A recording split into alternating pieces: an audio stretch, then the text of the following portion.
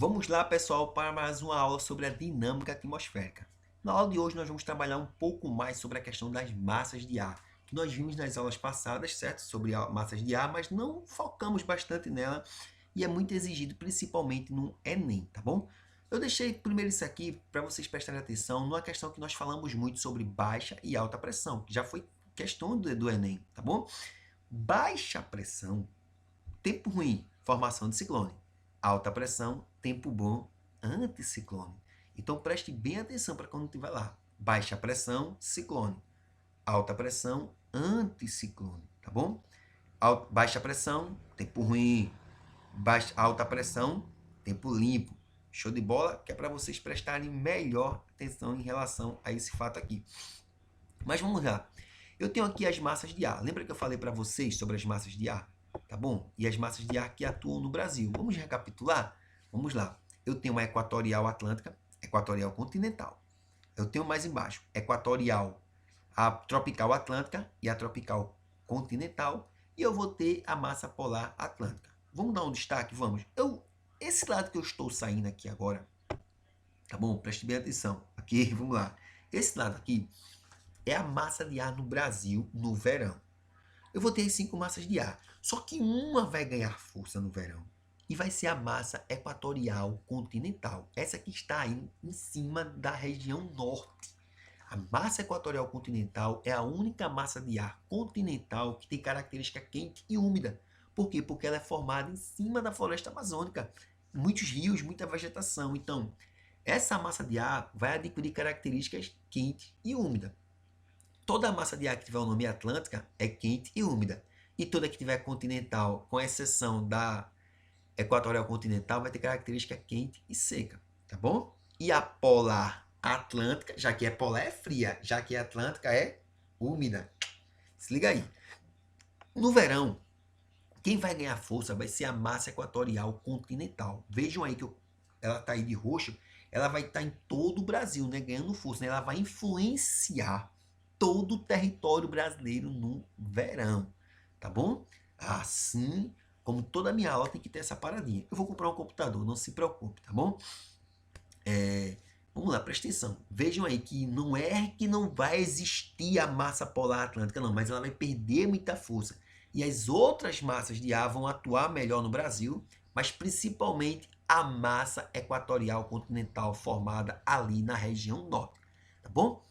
A massa de ar é um bolsão de ar que está ali paradinho, pessoal. Ele está paradinho ali, ó, quietinho. Pega naquelas características do local onde ele está parado. Quando eu tiver aquele movimento do ar que nós chamamos de vento, né?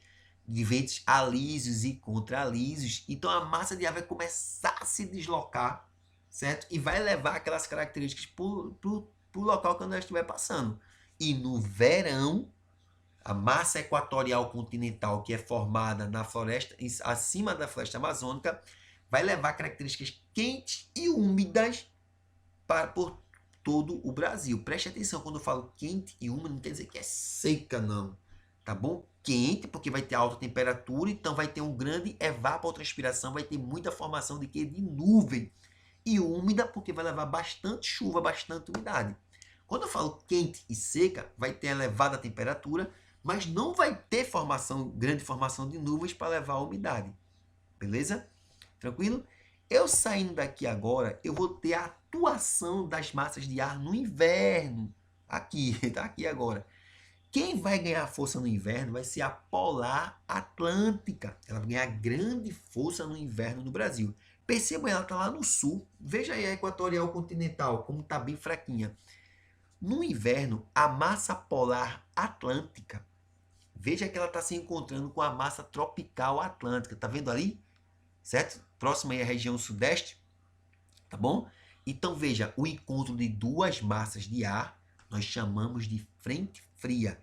Uma frente fria é o encontro de duas massas de ar, que acho que vocês já escutaram muito nos jornais. Está vindo uma frente fria para o Brasil, porque é o encontro de duas massas de ar.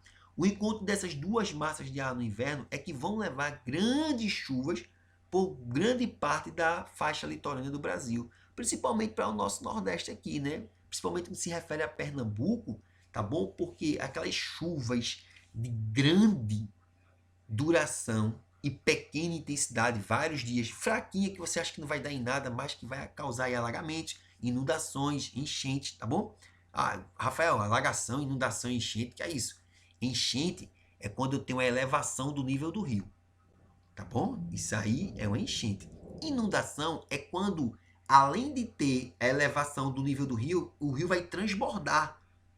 E alagamentos são aqueles pontos de água que ficam no centro das cidades. Show? Então, é mais propício que aconteça isso no período de inverno, onde eu tenho um encontro de duas massas de ar, nesse caso, massa polar atlântica, vai se encontrar com a massa tropical atlântica, e essa frente fria vai levar essa grande quantidade de chuvas pela faixa litorânea, como vocês estão vendo aí, e que causa grandes chuvas, tá bom? Uma grande quantidade de chuvas na nossa localidade, tá certo? Dessa maneira que vocês devem atribuir as massas de ar. As 5, as características e a atuação delas, tanto no inverno como no verão. Show? Nós temos aqui também, gente, um efeito muito importante na dinâmica atmosférica, que acaba isso fazendo, sabe o quê? Esse efeito aqui, que eu vou explicar para vocês, ele acaba mudando a massa de ar, mudando a direção da massa de ar. Locais que não era para ter chuva, acontece chuva. E locais que era para ter a chuva, não tem a chuva. Então, veja aí como é o esquema. Eu estou falando do El Niño, tá bom? O efeito El Niño, que é o aquecimento fora do normal das águas do mar. E isso faz com que, certo, mude a direção das massas de ar e mude também a questão da dinâmica atmosférica, tá bom? Então, como é que acontece o El Niño? O normal é que os ventos, né? Vocês estão vendo aí, os ventos eles sejam bem fortes e aquela água superficial quente, ela vá sendo arrastada, dando espaço para a água mais fria, certo? Vir para a superfície. Só que no período do El Niño, certo? Os ventos eles ficam fracos. Eles ficam fracos. Então, o que é que acontece? A água superficial, ela fica muito quente. Por quê? Porque não tem aquela força dos ventos para poder dar espaço para a água mais fria. O que é que acontece? Então, esse aquecimento fora do normal das águas faz com que mude a direção das massas de ar, faz com que mude um pouco as características das massas de ar e acabe mudando a dinâmica também em relação das características do clima, né? Nesses períodos aí, que normalmente acontece de 4 e 7 anos, normalmente de 7 a 7 anos, eu vou ter aí essa atribuição de característica do efeito El Niño. E muitas vezes você vê falando de Laninha. Laninha, ao contrário, é o resfriamento fora do normal das águas. Mas nesse caso específico, foque aí no El Niño, né? O aquecimento superficial das águas de maneira mais intensificada.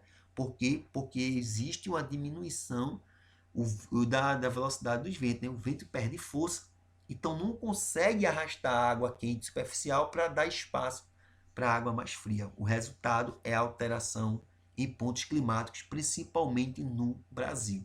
Tá bom? Espero ter ajudado vocês. Qualquer dúvida é só me procurar no WhatsApp, tá bom? Que eu vou estar lá para tirar a dúvida de vocês. E fiquem em casa.